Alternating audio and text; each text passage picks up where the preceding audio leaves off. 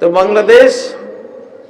বাংলাদেশকে বলছি, general Waker, doctor Yunus সাহেব, এই যুগটা ভিন্ন যুগ, অলৌকিক যুগ। সামনে আমি বলেছি 10টা অলৌকিক ঘটনা ঘটবে। হঠাৎ সূর্য পশ্চিম থেকে চলে আসবে। কোত্থেকে আসবে? যেই পশ্চিম থেকে উঠবে, তওবার দুয়ার বন্ধ, আর তওবা নেবে না আল্লাহ। পশ্চিম থেকে সূর্য উঠে গেলে ওই সময়ে যারা বেঁচে থাকবে, যারা বেঁচে আছে, পশ্চিম থেকে সূর্য উঠে গেছে, যদি এটা হয়, কোন হিন্দু, বৌদ্ধ, খ্রিস্টান যারা তখন বেঁচে আছে, ওরা ঈমান আনলেও আর ঈমান কবুল হবে না।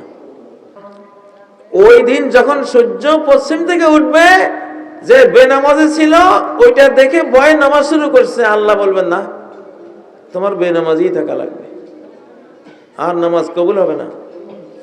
যে সুদখোর ছিল, সূর্য পশ্চিমে দেখে সুদখোরি ছেড়ে দেবে, আল্লাহ বলবেন না, এইটা আর কবুল হবে না।